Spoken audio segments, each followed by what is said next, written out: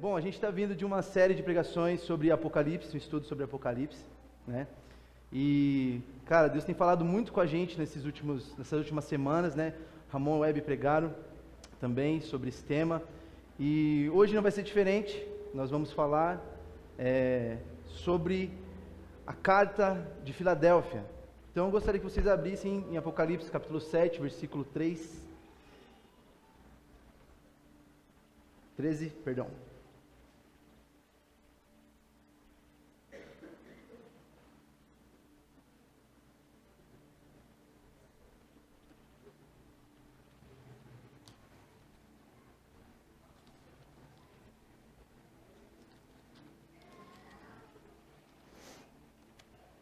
Capítulo 3, versículo 7, desculpe.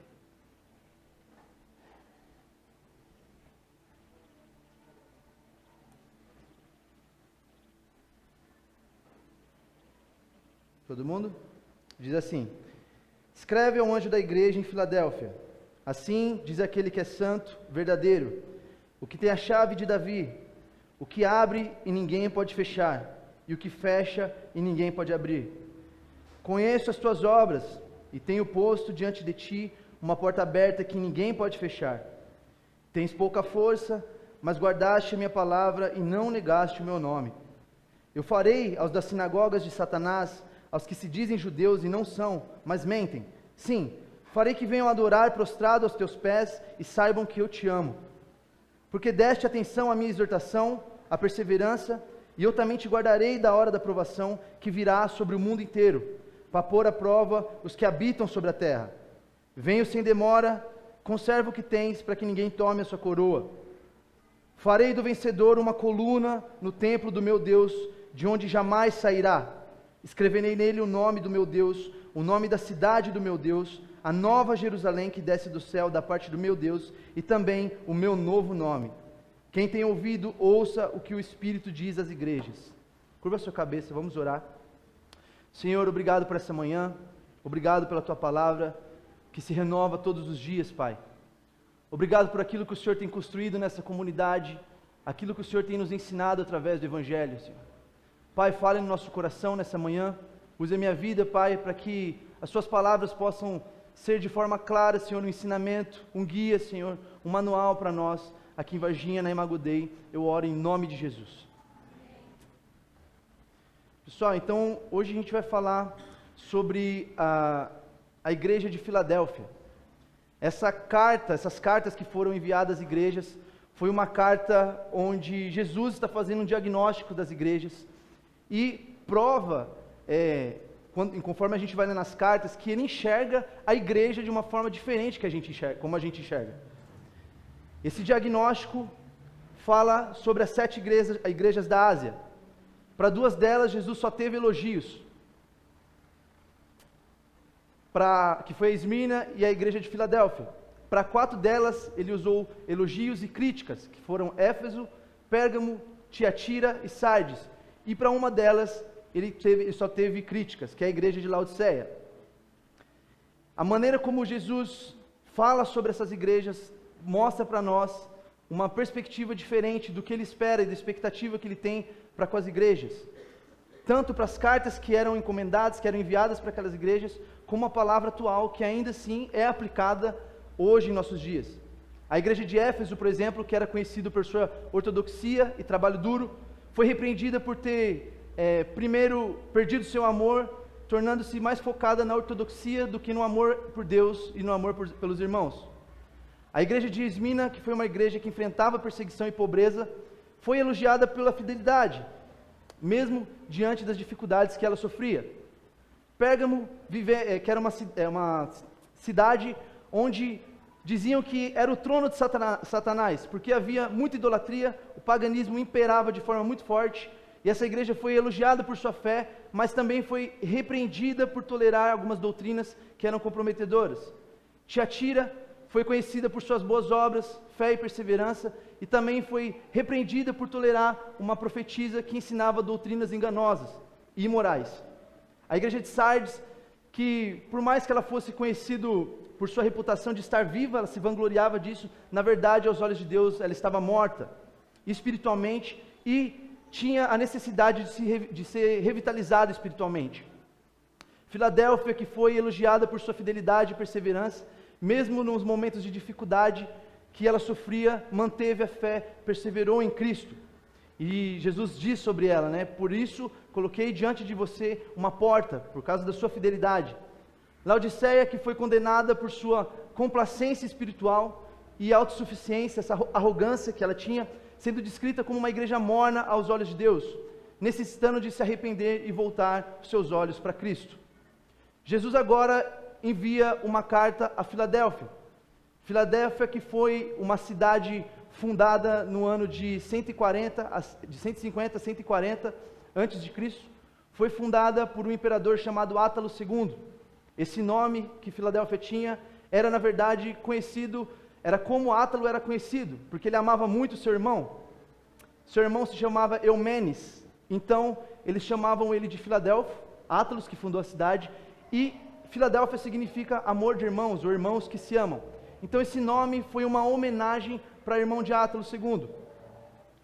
A cidade de Filadélfia era uma cidade que ficava à margem na verdade ela ficava dentro da rota do correio imperial do Oriente. Era uma cidade que era conhecida como a Porta do Oriente. Ela foi fundada com o objetivo de ser um canal, uma ponte que ligava os povos das partes do Império Romano, da Ásia, com a cultura helenística, cultura grega. Então ela tinha esse papel de catequizar, de evangelizar as pessoas com a cultura grega. Era conhecida como a porta que ligava o Ocidente e o Oriente. Isso fazia todas as partes do Império Romano passarem por ali. Todo mundo conhecia a cidade de Filadélfia. Todos passavam por ali, sejam para necessidades comerciais ou mesmo culturais, desenvolver experiências culturais. E essas pessoas acabavam sendo chocadas ou conectadas com a cultura grega, né? Por muito tempo, Filadélfia tomou esse papel de propagar a cultura helenística, de fazer que as pessoas pudessem tomar a ciência do que a Grécia tinha como cultura, como deuses, como ritos e muito mais. Porém, essa igreja em Filadélfia foi uma igreja que aproveitou da oportunidade que Deus deu de ela ser localizada num lugar onde passavam muitas pessoas para poder usar a vida, a saúde da igreja para a evangelização. Deus estabeleceu a cidade de Filadélfia dentro de um contexto, e a igreja de Filadélfia foi fiel dentro desse contexto, usando aquilo, o lugar, a situação, o contexto histórico, todo o aspecto cultural, para poder permanecer pregando o evangelho. Por isso que Jesus, quando escreve essa carta a Filadélfia, ele tem um carinho por ela. Porque no meio de todo o contexto, comparado às outras igrejas, Filadélfia se manteve fiel. Mesmo sendo uma igreja pequena, que era perseguida pelos judeus daquela época, judeus judaizantes, a seita judaizante, que existia entre os judeus, eles eram constantemente bombardeados com acusações, com apontamentos de: vocês creem num Messias que não se submete à lei, vocês não serão salvos, vocês não são povo de Deus. Essa perseguição com a igreja de Filadélfia aconteceu por muito tempo, e os moradores de Filadélfia já era um pouco, o número dos habitantes já era bem reduzido por causa do contexto geográfico. Então, quem permanecia mais nessa cidade, o que prevalecia lá mais, eram esses judeus que atacavam os cristãos daquela cidade, né? Então, esse era um pouco do contexto que os cristãos passavam naquela época. Para esta igreja, Jesus tem uma mensagem que é muito mais atual do que a gente pensa. Apesar de ser uma carta direcionada a uma igreja naquele contexto, também é uma carta muito atual nos dias de hoje. Ela revela características de uma igreja aprovada por Jesus. Então, se eu pudesse dar um nome para essa mensagem, e na verdade é o nome dessa mensagem, seria Características de uma igreja aprovada por Cristo. Porque Jesus mostra em detalhes a expectativa e o amor e a aprovação que ele tem com a postura de Filadélfia. Outro aspecto também que nós notamos nessa carta de Filadélfia, em todas as cartas, é que Jesus, ele se importa não somente com a mensagem que ele vai passar para essas pessoas, mas também com as pessoas que vão receber essa mensagem. Ele sabe exatamente que tipo de linguagem, que tipo de informação ele quer passar para essas pessoas, e por isso ele tem todo o cuidado de fazer ligações com o contexto que essas pessoas viviam. Não era simplesmente uma carta, porque se fosse assim, então ele juntaria ali, as 4 cidades que só teve críticas, e mandaria uma carta só, para vocês que estão vivendo esse contexto, essa é a mensagem. Uma carta só para elogios, uma carta para elogios e críticas, Jesus faria isso, ele não fez, ele teve o cuidado de escrever uma carta, e enviou essa carta a cada uma das cidades, de forma específica, numa linguagem específica para aquele povo. Então Jesus nos ensina como sendo o mestre que é e é, que o pregador, o mensageiro, ele não deve somente se preocupar com a mensagem, mas também dar atenção para quem vai ouvir a mensagem. Não basta só a gente conhecer as Escrituras, nós precisamos também conhecer o povo para quem se vai ministrar. Essas cartas mostram como Jesus se apegava a uma linguagem. Jesus, que usava de figuras, usava de símbolos, ele era o mestre dos mestres. A habilidade que Jesus tinha de ensino, tem de ensino até hoje, usando o Espírito Santo para nos falar, para nos dar sabedoria, para conduzir a palavra e aprender, fica muito evidente, tanto no Sermão do Monte, quanto as cartas enviadas também a essas igrejas. Um exemplo disso prático, vou tomar um cafezinho antes que esfrie, é a gente usar, por exemplo, métodos para evangelizar alguns bairros dessa cidade. Se a gente fizer uma ação social no Carvalhos, se a gente pegar o bairro dos Carvalhos e fazer lá uma ação voltada para assistencialismo, esse mesmo método de alcance, de pregação ou de porta que a gente abre nesse bairro não vai ser tão eficiente se nós fizermos num bairro como a Vila Pinto, por exemplo.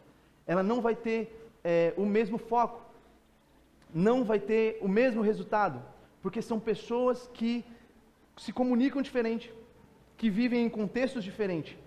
Logo, uma igreja não pode aplicar a maneira como ela se desenvolve em uma cidade e trazer isso simplesmente apoiando. Então nós vamos pegar referências de igreja fora do Brasil ou dentro do Brasil em algumas outras cidades e vamos fazer o que essa igreja está fazendo porque isso é funcional. Isso não funciona. Não funciona em Varginha, por exemplo. Não funcionaria no nosso contexto. Toda igreja, ela é rodeada de um contexto que envolve a cultura da cidade, a cultura das pessoas, a primeira informação que essas pessoas tiveram com o Evangelho, o contato que elas têm e qualquer informação que elas têm sobre Deus. Por isso que, quando a gente olha para essas cartas, além do que a carta diz em si, a maneira como essa carta foi construída, a estrutura como ela foi construída, tem um objetivo muito claro: a integridade da mensagem que Jesus queria levar para essas igrejas.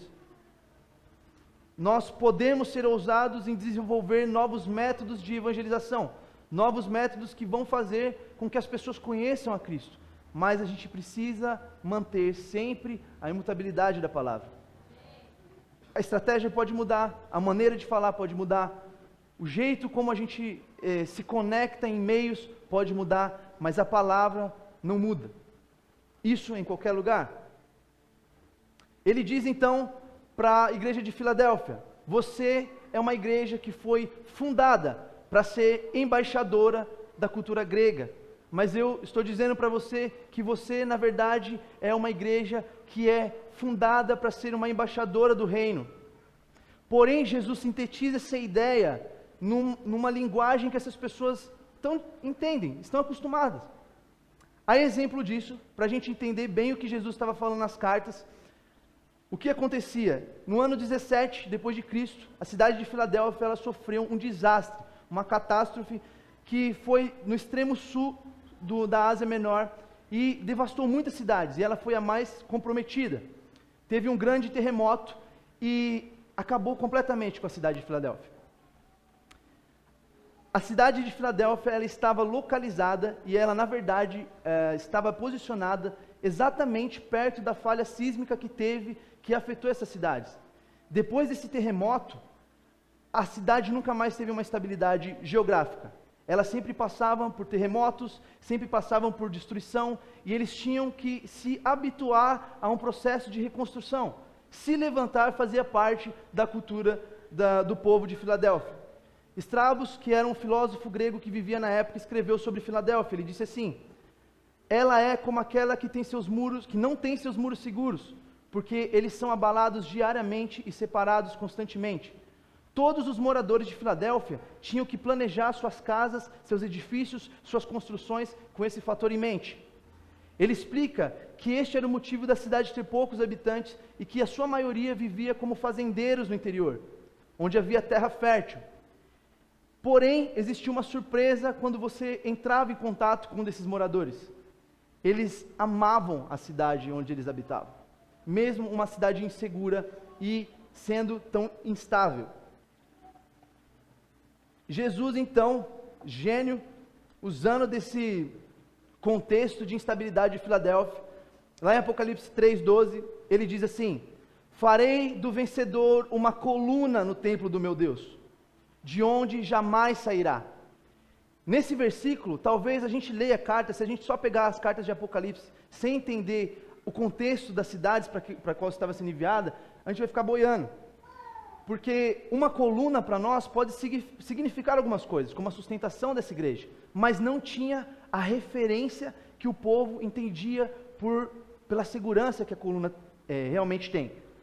Jesus, então, ele usa desse cenário catastrófico de Filadélfia para implantar uma mensagem de segurança. Lembre-se, Filadélfia vivia constantemente sendo atacada pelos judeus, que é o povo de Deus. Eles estavam constantemente sendo... Era uma pressão de que você precisa parar de acreditar no Messias que você está acreditando para começar a seguir os ritos judaicos, porque o caminho que vocês estão levando não é esse. Vocês estão ouvindo isso do verdadeiro povo de Deus. Era isso que eles ouviam constantemente dos judeus. Então, a fé do povo de Filadélfia precisava ser uma fé inabalável em Cristo, porque eles sofriam essa pressão constantemente. Essa promessa de segurança foi algo que, para os crentes de Filadélfia, fez muito sentido, porque eles eram assombrados por terremotos. Então, se a gente fosse pensar na maneira como Deus falaria com a igreja no Brasil, talvez teria um tom mais claro, mais de clareza, mais transparente, do que com algumas igrejas que sofrem em alguns contextos, como catástrofes geográficas. A gente não passa por isso. Começou a ter algumas coisas no Brasil, de tufões, essas coisas, mas a gente ainda não sabe o que é isso. Porque simplesmente se você tem um problema numa cidade no Brasil, você vai para outra e talvez essa catástrofe alcance, talvez não, talvez seja uma coisa sazonal. Mas existem muitas cidades, muitos países ao redor do mundo que constantemente sofrem com esse tipo de situação. E a maneira como se prega o evangelho dentro desses lugares precisa ser diferente. Precisa ser particular, específico. Né? Eu lembro uma vez que, eu não lembro quem foi um pastor que foi pregar, acho que ele foi, eu não lembro o nome do pastor, do missionário, mas ele disse que, lembrei, foi o Julinho, da Itália, que ele estava na Itália e de repente, dentro do trem, na verdade ele não estava na Itália, ele estava fazendo missão em algum país, tipo a Turquia, e dentro de um trem, ele sentiu um cheiro, um perfume, passando por ele, e o Espírito Santo falou: segue essa pessoa, segue esse perfume. E ele começou a andar nas ruas, a pessoa desceu do trem, ele foi seguindo as pessoas por bairros, e então ela entrou num beco, como se fosse um porão no meio da rua, e ali havia uma igreja escondida. E ele se conectou com aquelas pessoas, e a partir disso começou a implantação, pregação, fez contatos. Então, a maneira como Deus fala com as pessoas que vivem em contextos diferentes, é muito particular. E por que eu estou chamando a atenção para isso? Porque em paralelo ao que Filadélfia vivia, um pouco distante da realidade de problemas geográficos, mas mais no aspecto cultural, a gente vive exatamente aqui em Varginha.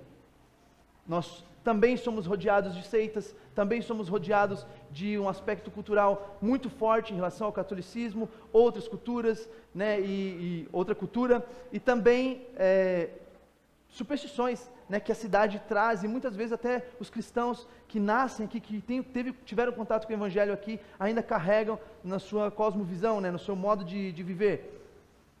Por conta dessa grande destruição causada no ano de 17 depois de Cristo, o governador romano Tibério César, ele isentou Filadélfia de pagar impostos por 5 anos.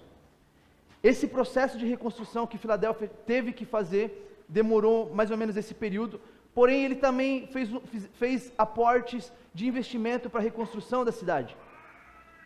Então Filadélfia, a cidade de Filadélfia, em gratidão a esse imperador, mudou o seu nome para Neo-Cesareia, homenageando a ele, em gratidão a esse auxílio que ele teve na reconstrução. Neo-Cesareia significava uma nova cidade de César. Porém, esse nome só ficou conhecido por 3 décadas. Logo depois, novamente, Filadélfia teve seu nome mudado para Flávia, em homenagem ao imperador Tito Flávio Sabino Vespasiano. Esse mesmo imperador que, para alimentar o seu exército com milhos, suprimentos para a guerra, ele reduziu pela metade o consumo de vinho, que era uma das principais, na verdade a principal fonte de renda de Filadélfia. Então agora Filadélfia, além de todo o problema catastrófico geográfico, tem que lidar com um problema econômico, um problema de se sustentar. As pessoas, apesar de toda a instabilidade que elas já viviam, já tinham toda a insegurança que elas tinham, perseguições, agora elas precisam lidar também com o problema econômico. Jesus sabia exatamente o que estava falando para Filadélfia quando ele diz: escreverei nele o nome do meu Deus, o nome da cidade do meu Deus, a nova Jerusalém que desce do céu, a parte do meu Deus e também o meu novo nome. Porque Filadélfia sabia exatamente o que era ter seu nome mudado. O cuidado como Jesus se refere a toda a história de Filadélfia, simplesmente para entregar uma mensagem clara e íntegra. Esse é o mesmo cuidado nesse aspecto da pregação de Jesus, que é o primeiro ponto que me chama a atenção na carta, fora do contexto da carta, que é a mensagem em si. A promessa para esses crentes fiéis de Filadélfia, que eles receberiam um novo nome, era muito significativa, porque eles já estavam vivendo também agora uma instabilidade na sua identidade. Não eram mais conhecidos, não eram mais chamados pelo nome de fundação, agora eles eram chamados por um nome que primeiro homenageou um deus romano, né, porque esse irmão de Tibério também era idolatrado, e agora o novo imperador. Jesus nessa carta agora se apresenta também como a solução para essa igreja perseguida. Cristo se identifica, a gente vê uma alta cristologia descrita na carta de Filadélfia. Cristo se identifica como o santo verdadeiro, aquele que tem a chave de Davi, que abre e ninguém fecha, e que fecha e ninguém abrirá. Essa autodescrição de Cristo enfatiza sua santidade, sua autoridade absoluta sobre todas as coisas. Então, Filadélfia estava vivendo um contexto de novo, de dúvidas em relação à sua cultura, à sua fé, não dúvidas, mas de pressão. E Deus, quando ele cita, eu sou aquele que possui a chave de Davi, ele está dizendo que ele é aquele que vai cumprir, que cumpre todas as promessas messiânicas, que ele é o único que tem o poder para abrir as portas do reino de Deus, para o homem. Essa descrição de Jesus, essa autodescrição, confortou muito os crentes daquela época, por causa desse contexto. Isso porque esses cristãos perseguidos não podiam simplesmente se converter, né? Simplesmente seguir Jesus, porque eles eram tidos como hereges. Jesus então deixa claro que a salvação daquele povo não estava sobre a autoridade do julgamento judaico. Ele estava afirmando que a salvação daquele povo, que viria mediante a fé em Cristo, estava firmada no fato de Jesus, quem está enviando a carta, ser aquele que possuía a chave de Davi, a chave que abre as portas do reino, a chave que conecta o homem a Deus. Essa certeza implantada nesse povo, essa carta fez muita diferença para esse povo naquela época, para que eles pudessem continuar o processo de perseverança em Cristo. Essa referência de Cristo como o santo e verdadeiro, em contraste com aqueles fariseus, né? Na verdade, essas pessoas que estavam mentindo ali dentro das sinagogas sobre o Evangelho, dizendo: nós temos o Evangelho verdadeiro, o seu Messias não é um Messias que cumpre a lei. Essa referência, quando Jesus fala, eu sou o santo verdadeiro, a tradução dela é a mesma referência de linguagem usada em Isaías, 40, 18, que diz assim: quem poderá comparar a Deus? A que figura ele se assemelha? A um ídolo que o artesão funde, que o ourives cobre de ouro, forjando também correntes de prata? Ao ídolo do pobre, ele não pode oferecer tanto, mas escolhe madeira que não apodrece. Procura um artesão talentoso para esculpir uma imagem que não se moverá. Ou por acaso não sabeis, não ouvistes? Não vos foi dito isso desde o princípio? Não entendestes desde a fundação da terra? Ele é o que está assentado sobre o círculo da terra, cujos moradores são para ele como gafanhotos. Ele é o que estende os céus como a cortina, o que desenrola como tenda para nela habitar. Ele é o que reduz os príncipes a nada e torna inúteis os juízes da terra. Ele é o que reduz os príncipes a nada. Mas são plantados e semeados e mal firmam as raízes na terra. Ele sopra sobre eles e então seca, e a tempestade os leva como se fossem palha. Diz o santo e verdadeiro: com quem me comparareis? Com quem eu me assemelho? Essa linguagem que Jesus trouxe nessa carta fazia menção a essa linguagem de Isaías, essa promessa, essa profecia de Isaías. Aquele povo, estando em contato com essa linguagem, sabia o tipo de Deus a quem eles deveriam permanecer fiéis, e isso é uma das características que uma igreja aprovada precisa ter: a confiança no Deus a que ela segue, a que ela serve.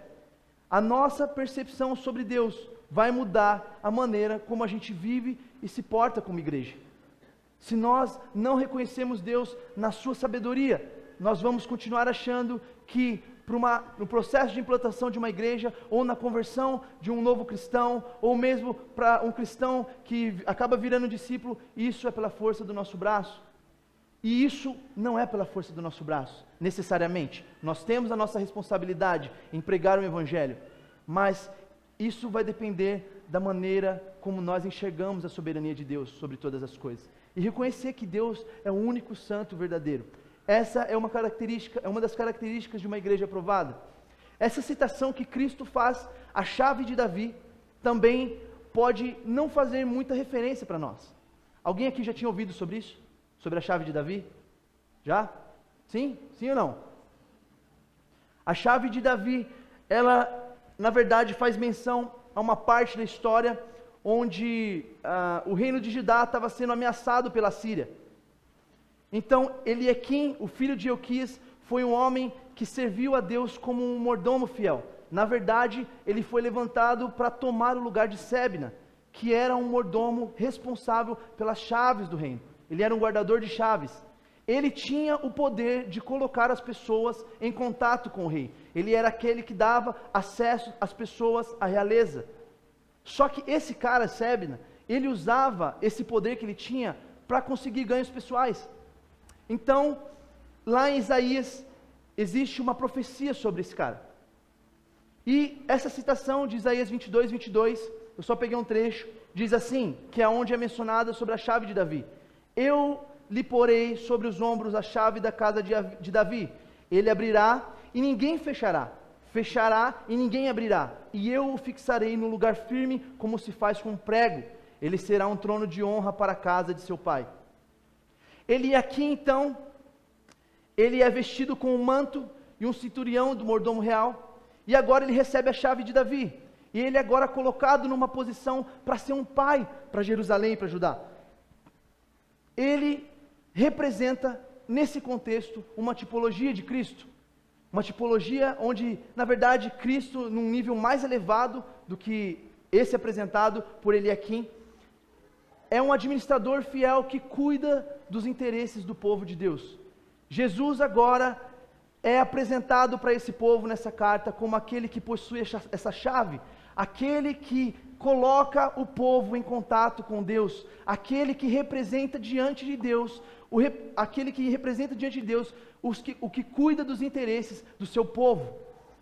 Agora, aquela igreja de Filadélfia está olhando novamente, em convicção em sua fé, para um Cristo que pode colocar eles no reino, porque eles não estão sendo mais, não tem sido mais funcional ou direto, como eu posso dizer, eles não têm mais se sentido atacados ou feridos pelo fato dele ser um povo adotado, porque Jesus está dizendo, sou eu que tenho a chave, Eu é quem conecto você com Deus. Eu é quem conecto você com o Pai. Não é um julgamento, não é tradições, não é uma cultura que vai dizer se você pode ou não. Eu sou aquele que te coloca em contato com Deus. Ele é o único acesso dos homens a Deus. Apesar de tudo, nesse contexto em que Filadélfia vivia, ela era tida como uma igreja fraca. Uma igreja fraca porque provavelmente era composta por escravos, ex-escravos. Provavelmente era composta por pessoas que não tinham conexões políticas, pessoas que não eram influencers, assim, que prometiam para a igreja alguma troca, alguma barganha de eu vou te dar uma estrutura, eu vou te fortalecer porque eu tenho contatos na política, eu vou te fortalecer porque eu tenho um poder aquisitivo muito alto, eu vou te fortalecer porque eu tenho estratégias de multiplicação de igreja. Essa igreja era fraca, porque era feita por pessoas improváveis aos olhos desse povo. Qualquer semelhança é mera jesuicidência. Essa junção desse povo e a fidelidade deles dentro desse contexto fazia que a única pessoa que importava olhasse para eles com olhos de admiração. Deus admirava a igreja de Filadélfia. A expectativa da igreja que Jesus quer que construamos, não só em Varginha, mas em todo o mundo, é de uma igreja forte que não é forte em si mesma. O que o Senhor quer nos ensinar é que uma igreja forte, ela é fiel, ela não nega a Deus. Isso é o que faz uma igreja forte, a fidelidade dela ao Senhor e à palavra. Então ele diz, eu conheço as suas obras, e eu tenho posto diante de ti uma porta aberta que ninguém pode fechar. Tens pouca força, mas guardaste a minha palavra e não negaste o meu nome. Gente, uma porta aberta. Uma porta, como Paulo diz, que ele ia permanecer na cidade porque ele tinha encontrado ali uma porta de evangelização. Paulo, em Atenas, encontrou uma porta de oportunidade para poder falar para o povo daquela época sobre o Deus desconhecido. A igreja aqui tinha pouca força, mas aos olhos do Senhor era uma igreja forte. Jesus nos ensina então que nós devemos não somente interpretar a mensagem, mas nós devemos interpretar a igreja, aliás, a cidade onde essa igreja está localizada. Não só mais pregar o evangelho simplesmente sem pensar na maneira como vamos falar, o tipo de pessoas que vamos atingir. Não é uma condição, porém faz parte do contexto da cidade. Se Jesus, sabendo disso, faz isso com as igrejas das 7 igrejas da Ásia, porque nós, simplesmente interpretando essa carta, vamos achar que a única missão que nós temos é só pregar o evangelho? Também, parte dessa missão é conhecer o lugar onde nós estamos inseridos. Nós precisamos aprender a falar a língua das pessoas à nossa volta. Muitos de nós são daqui, outros de outras cidades, de outros estados, mas de novo, nós não vamos construir uma igreja em Varginha usando métodos que são aplicados em outros lugares. Essa porta de oportunidade que cada um tem, e a gente pode pensar em alguns agora. Um PG é uma porta de oportunidade. Uma sala de oração é uma porta de oportunidade. Tua rotina de trabalho é uma porta de oportunidade. O teu conhecimento sobre política, sobre qualquer coisa que te faça puxar uma conversa num elevador ou em qualquer lugar, numa padaria, é uma porta de oportunidade. Essas portas de oportunidade só são entregues para uma igreja aprovada e fiel. Porque Jesus diz, por causa da tua fidelidade, é que eu tenho colocado diante de você uma porta. Essas portas de oportunidade só serão entregues a nós quando nós tivermos a visão que Deus tem sobre a missão que Ele nos colocou aqui nessa cidade. Nós precisamos pedir, Senhor, nos dê os seus olhos sobre esse lugar, nos dê os seus olhos sobre esse estado, Senhor. Nos ajuda, tenha misericórdia desse povo, tenha misericórdia de nós, Pai. Nos ensina a Tua palavra todos os dias, nos ajude a pregar a Tua palavra, que é pura e santa. Nós não devemos então transformar os pontos de dificuldade por conta de contexto cultural como muros que nos impedem de pregar o evangelho. Ah, não dá para pregar o evangelho em Varginha porque o povo é muito católico, eles relativizam o evangelho, todo mundo já crê em Deus. Ou aqui tem muita gente que mexe com café e o pessoal tem muito dinheiro, não dá para chegar nesse povo. Isso não era desculpa. Isso nunca foi desculpa. Isso, na verdade, Jesus está nos mostrando nessa carta que a gente pode pegar o contexto e o aspecto cultural de um lugar e transformar ela numa linguagem. Nem sempre você vai precisar expor seu conhecimento teológico. Não é toda pessoa que você vê na rua que você vai precisar falar sobre o fim dos tempos. Nem toda pessoa na rua você vai precisar falar. As pessoas estão nos assistindo. As pessoas estão olhando para nós como igreja. Elas precisam encontrar a Cristo. Nós estamos nos tornando uma porta de oportunidade. Se nós não estamos sendo criativos para enxergar aquilo que Deus está colocando como nós, como portas de oportunidade, então olhe para si mesmo como essa porta. Olhe essa mensagem como uma porta de oportunidade. O esclarecimento do Espírito Santo, com o ensinamento sobre a sua igreja, de que nós precisamos não só pregar o Evangelho, não só sair na praça e gritar, mas primeiro entender se faz sentido fazer isso para as pessoas que estão especificamente naquele dia, naquele horário, naquele lugar. Senão daqui a pouco a gente vai estar fazendo cultos em praças e só enchendo de crente, gente. O Evangelho é para ser pregado. Deus está falando para a igreja de Filadélfia, vocês não são embaixadoras de outras culturas. Você não é uma embaixadora, um representante do seu conhecimento pessoal. Quando você abre sua boca, não pode ser para se autopromover, existe uma mensagem para ser entregue. Use a sua inteligência para entender para quem você está falando. Do contrário, nós vamos ser só os falantes. É sempre nós que estamos nas rodas falando. A igreja não sabe ouvir. Não sabe ouvir. A gente vai pregar para alguém que não crê em Deus, não crê em Deus. Você fala, beleza então, irmão. Não é assim, gente. Cara, por que você não crê em Deus? O que aconteceu? Qual é o seu problema? O que você tem contra a igreja? Não é na defensiva também. Compreenda, cara, a igreja tem problemas. A igreja é feita de pessoas. Jesus nos dá 7 exemplos de igrejas aqui, para a gente entender que não existia só uma igreja, existia uma igreja que teve elogios, mas também teve críticas.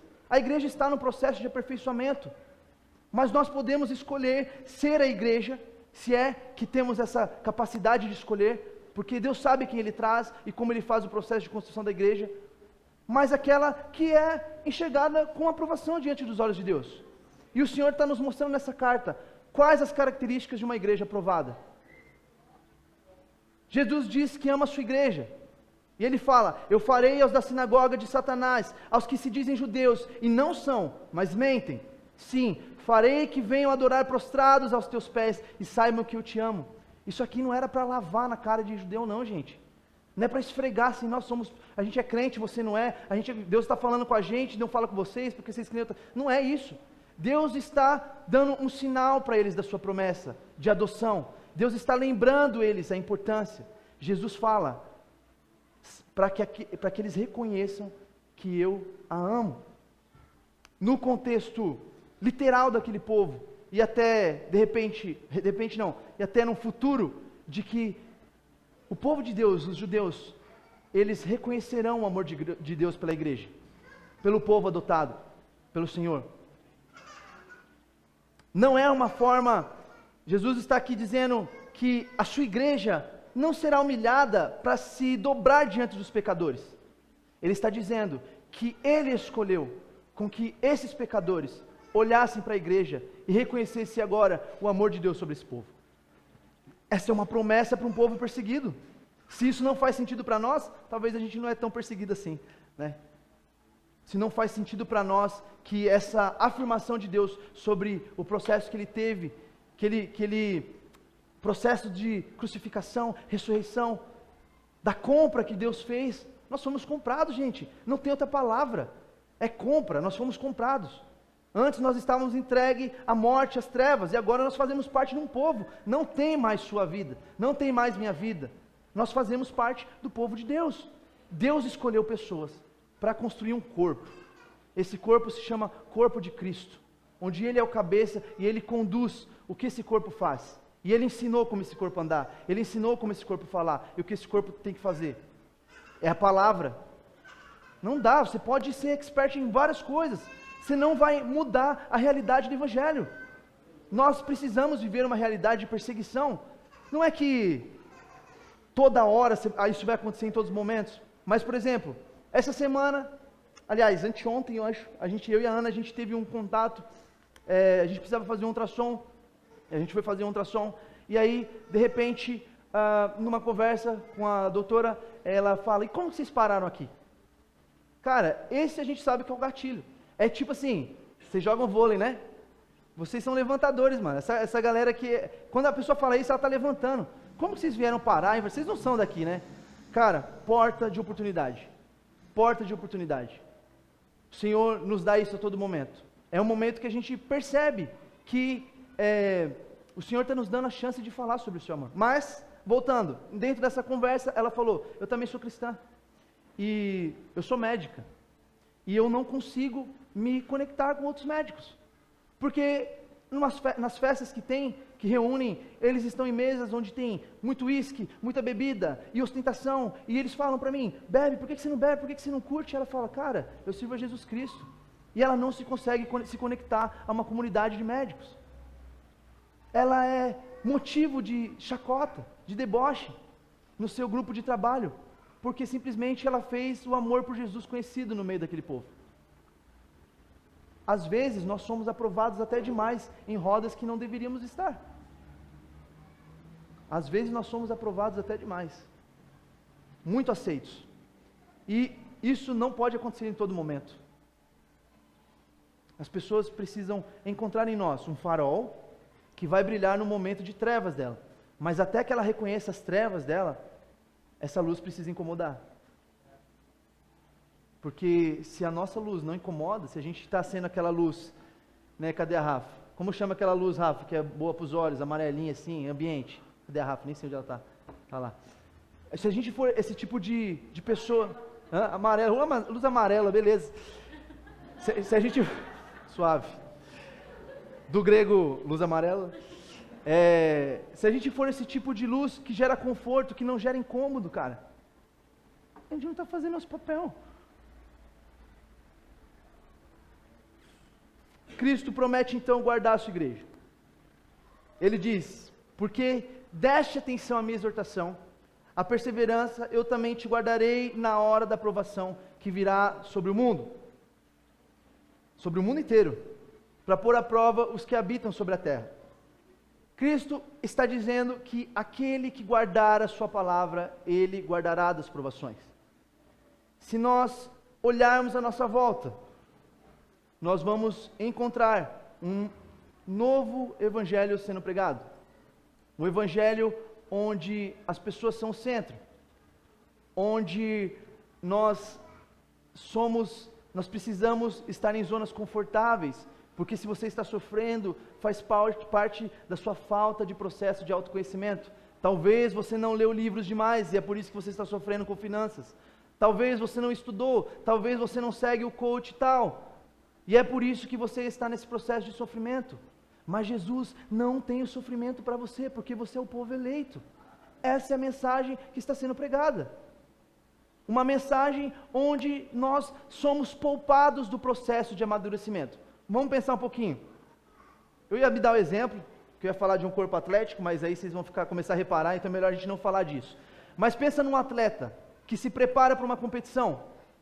O processo que ele tem antes de levar o corpo dele a um momento de tensão, um momento de estresse emocional, desgaste físico, desgaste psicológico. O quanto tempo esse corpo é preparado? Quais tipos de alimento esse corpo consome antes de passar por um momento de tensão? Antes de passar por desafios que testam sua confiança no processo que ele teve?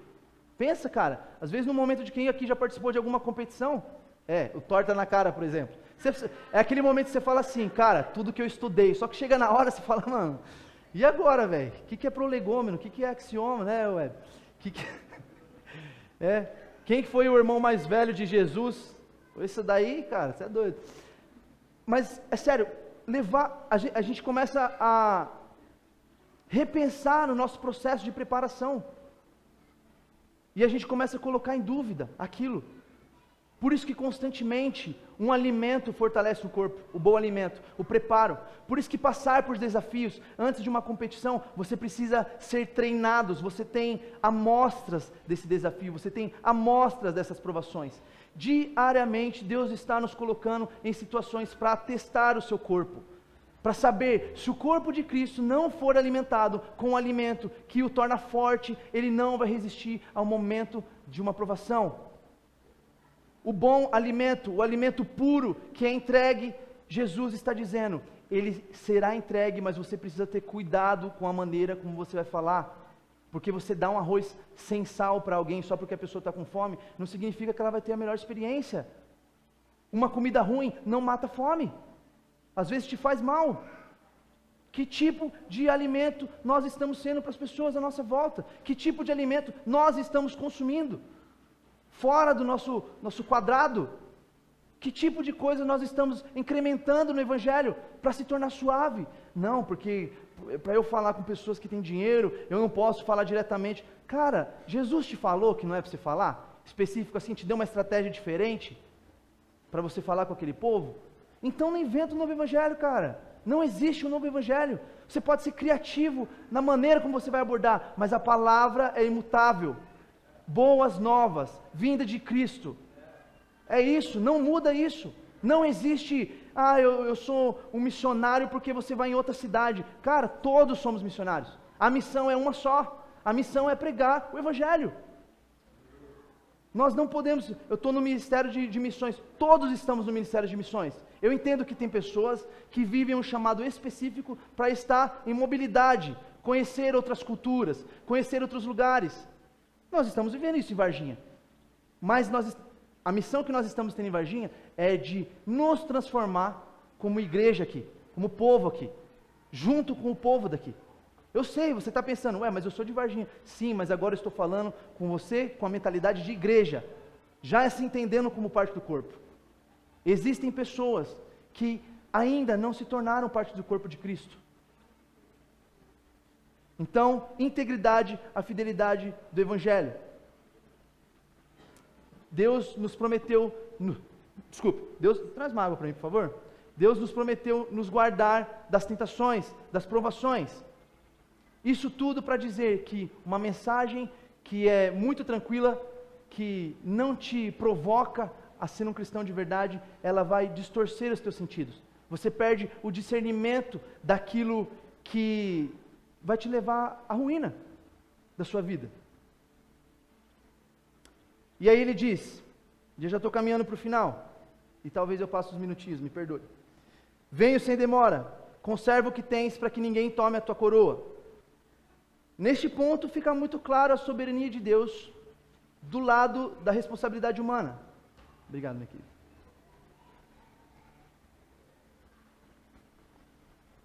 Porque ele está dizendo, eu vou te guardar, mas ele está dizendo, conserva o que tens para que ninguém tome a tua coroa. Então nós temos a responsabilidade de cuidar disso também.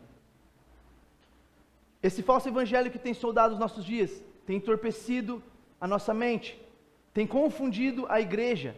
A igreja agora não se parece mais uma igreja. Ela se parece um clube, ela se parece um lugar de conveniência. E eu não estou falando sobre estar próximo, sobre viver comunidade, não, a igreja é uma comunidade, mas o corpo ele precisa funcionar com o mesmo organismo. Batizar pessoas, células do nosso corpo estão constantemente se multiplicando, nós precisamos multiplicar. Isso aqui não é um plano de crescimento e expansão da igreja, gente, isso é a ordem natural da construção que Jesus, ele quis utilizar o corpo para representar a igreja, O corpo está em desenvolvimento, o corpo está toda hora reproduzindo células. A palavra precisa ser pregada, nós precisamos reproduzir os nutrientes que estão em nós para que parte do corpo nasça, novas células. Eu não estou falando de célula específica, gente, até porque o PG não é uma célula, é um ponto de comunhão. A gente está forçando a comunhão da igreja ali no meio da semana. Não é tipo, vou criar uma igreja aqui. Se Deus quiser fazer, Ele cria outras paróquias aí da Imago Dei, mas é sobre estar junto. Esse processo de comunhão é o processo que fortalece um ou outro, desenvolvendo nutrientes, apontando, eu dizer para o Ramon, está errado, o Ramon dizer para mim, mano, você não tem que falar isso, está errado, você precisa alinhar o jeito de viver. Essas coisas fortalecem a nós como igreja, mas no processo externo, da maneira como nós vamos falar com a cidade, com o nosso grupo, nós precisamos lembrar, somos porta de oportunidade. Aqui eu posso falar para você discernimento, você vai entender que palavra é essa. Tanto que quando a gente, até estava falando outro dia que eu peguei um Uber lá, conversando com o cara, conversando normal sobre as coisas do dia, o cara falou, a gente precisa ter discernimento. Eu falei, é crente, velho, porque só crente fala isso, cara. E era mesmo, aí ele acabou orando por ele lá, cara, mas é isso, é crente. Então assim, até nosso crentez, ele precisa ser polido às vezes. Jesus fazia isso, Jesus falava por símbolos. Jesus usou essa carta e apontou 3 símbolos para esse povo: a chave, a porta aberta e a coluna. Ele usou essas figuras para poder se conectar com esse povo. Nós temos ouvido e visto tantas coisas, tipo, a Bíblia precisa ser atualizada, né? Você é o centro da mensagem. Essas coisas é a distorção do Evangelho. Essas coisas vão mudar a nossa forma de percepção. Logo, a aprovação que Jesus disse que nos livraríamos porque nós somos perseverantes à exortação, agora nós abraçamos ela como forma de recompensa. Então tudo bem, eu não ia à igreja esse final de semana, tudo bem eu não ler a Bíblia durante a semana, eu trabalhei muito.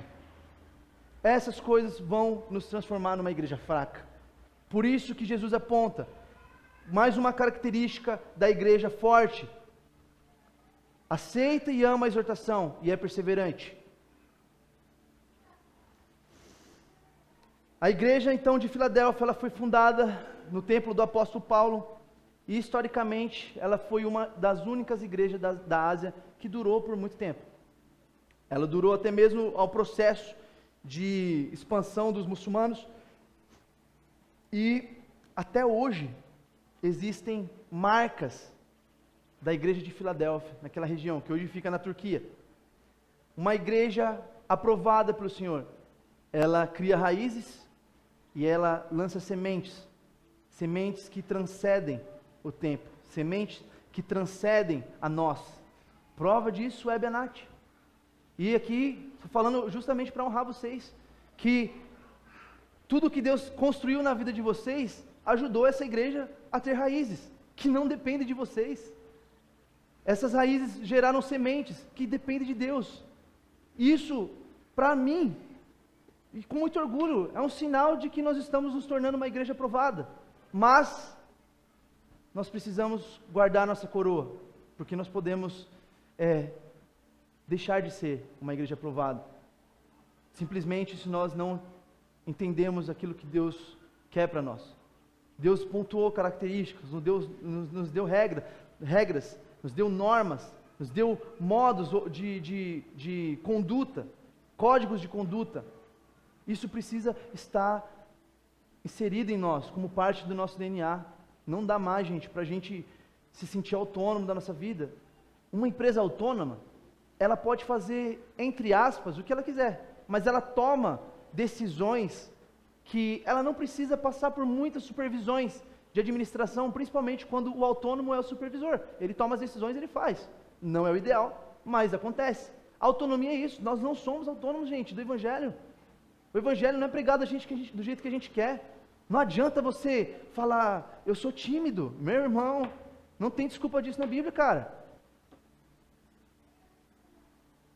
Não existe isso de timidez. Não é que não existe, eu sei que existe.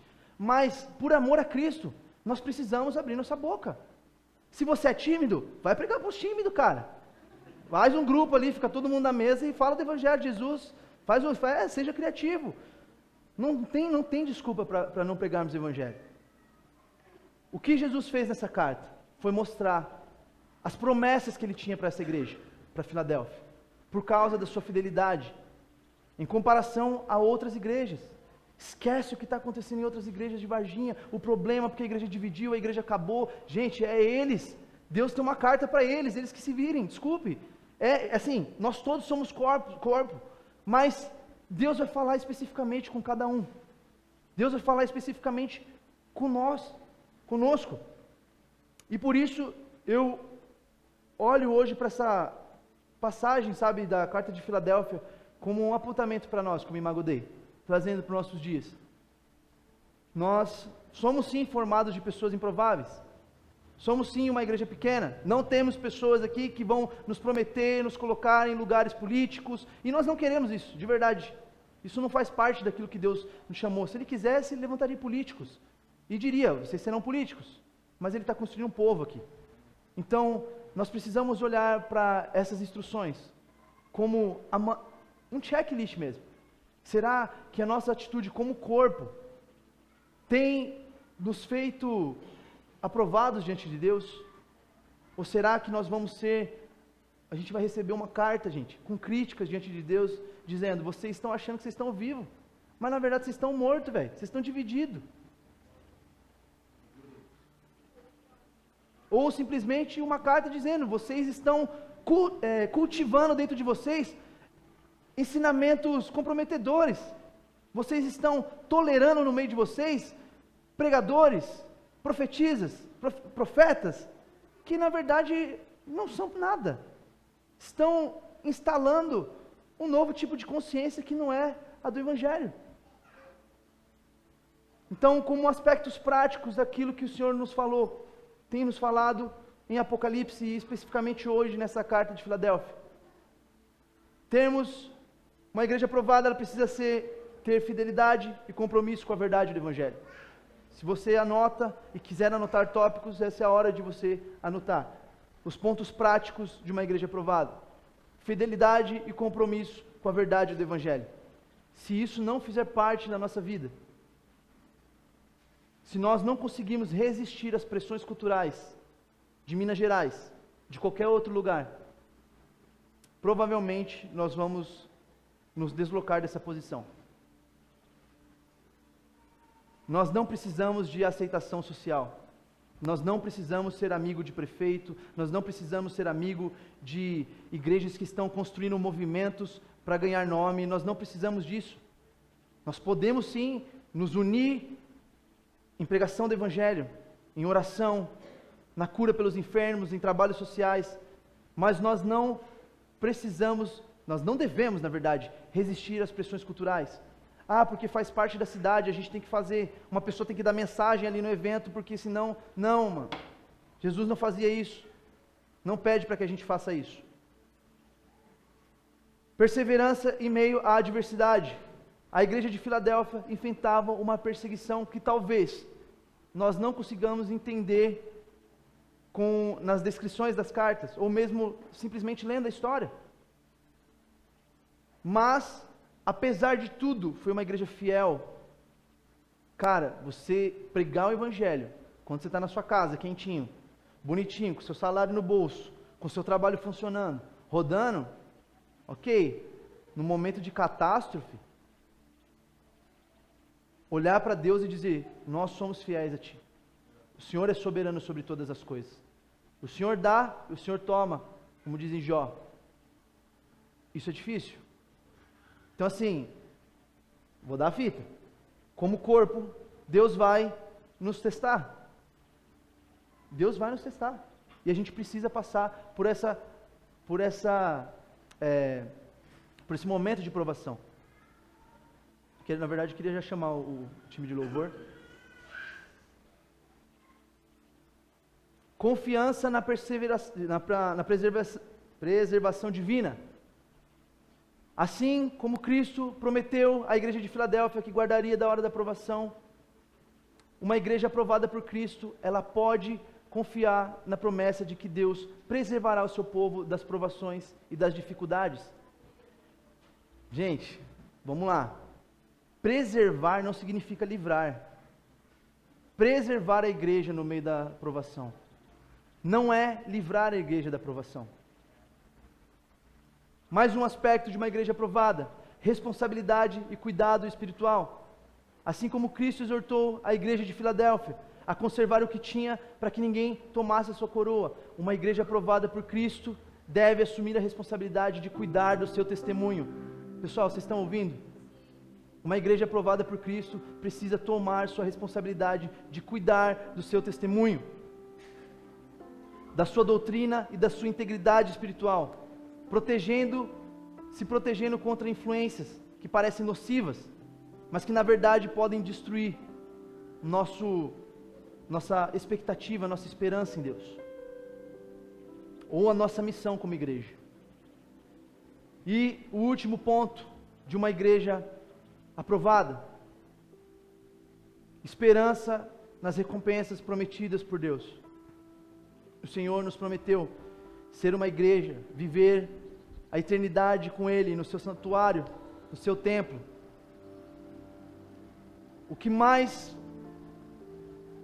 pesou para a igreja de Filadélfia ao ler essa carta foi a certeza de que uma igreja que era abalada por catástrofes naturais agora estava tendo a recompensa, estava experimentando da promessa de Deus de um dia viver numa cidade onde jamais ela precisaria ser ameaçada por nenhuma catástrofe, onde jamais ela iria viver com medo ou abalada.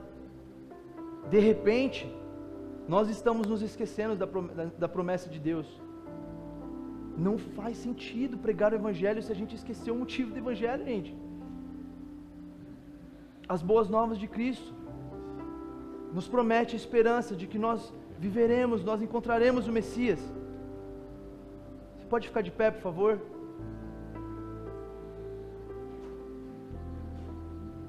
Nós precisamos nos lembrar das recompensas eternas prometidas por Jesus. Ele tem recompensa para aqueles que preservam a fé. Precisamos confiar em Deus, que Ele é capaz de cumprir sua promessa. E outra coisa, quando Jesus fala com o povo de Filadélfia, Ele não estava falando para que vocês se tornassem vencedores. Ele diz a carta para vocês, vencedores, que já possuem a coroa. Cuidem para que ninguém tome essa coroa. Mas tem um outro ponto da tradução dessa linguagem que chama muita atenção, porque essa coroa não está falando a respeito de uma coroa que reis e rainhas usavam. Estava falando da coroa do prêmio dos jogos. Ou seja, quando a gente entende a linguagem que esse texto está falando especificamente dessa parte, ele está dizendo: cuide para que ninguém roube de vocês o processo de cruz. Cuide para que ninguém entorpeça os teus sentidos, para que você abandone a sua cruz para viver um evangelho confortável. Cuide para que você não perca a sua coroa. É para que você não se esqueça das promessas de Deus e comece a viver aqui como se você fosse o dono da sua vida, construindo e construindo e construindo somente coisas aqui. Então, nessa manhã, Senhor, eu quero pedir a Ti, Pai, que o Senhor tenha misericórdia de nós. Espírito Santo, nos ajude, Pai, nesse processo de ser uma igreja aprovada aos Teus olhos. Tudo bem sermos pequenos, continuarmos pequenos, Pai, isso não faz diferença. Nós queremos ser grandes aos Teus olhos. Nos ajude a perseverar na nossa fé. Nos ajude a guardar a nossa coroa, a reconhecer o Senhor, a Tua soberania, Pai, o Teu poder sobre todas as coisas. Nos ajude a olhar para Ti com a salvação. Jesus, abra os nossos olhos para enxergar as portas de oportunidade nessa cidade, Pai. Nos dê ousadia para a pregação do Evangelho. Coloque palavras nas nossas bocas, Senhor. Na nossa boca. Nós não somos autossuficientes. Nós reconhecemos o Teu poder sobre nós. Nós reconhecemos o Teu cuidado sobre o Teu corpo, não sobre a entidade, essa entidade igreja, Imago Dei, Pai, mas sobre a Tua missão de alcançar o Teu povo. Nós reconhecemos que é o Senhor quem sustenta. Torne-nos uma igreja forte aos Teus olhos, que persevera na fé em tempos de dificuldade. Senhor, que os nossos ouvidos, Pai, estejam preparados para ouvir doutrinas, Pai, e discernir o que não é Evangelho, Senhor. Que a Tua palavra seja forte em nosso coração. Nós precisamos de Ti, Senhor. Cuida da Imago Dei nesse processo de plantação de igreja. Cuida da nossa igreja, Senhor, no processo de discipulado. no processo de nos desenvolver como comunidade, para que individualmente o nosso testemunho possa compor, Senhor, uma imagem que reflete a fidelidade ao Deus Altíssimo. Nós abrimos mão daquilo que corrompe, Senhor, o nosso testemunho. Espírito Santo, fale conosco o que precisamos mudar, Pai. Fale conosco, Pai, para as pessoas que precisamos pedir perdão. Fale conosco, Senhor, os lugares que o Senhor quer alcançar e ir. Fale conosco, Senhor. Nós queremos ser uma porta de evangelização nessa cidade. Queremos usar a oportunidade que o Senhor deu com os contextos de cultura dessa cidade, Pai, para pregar o Evangelho. Fala conosco, Jesus. Usa-nos pela Tua misericórdia, Jesus, e a Tua graça. Em nome de Jesus.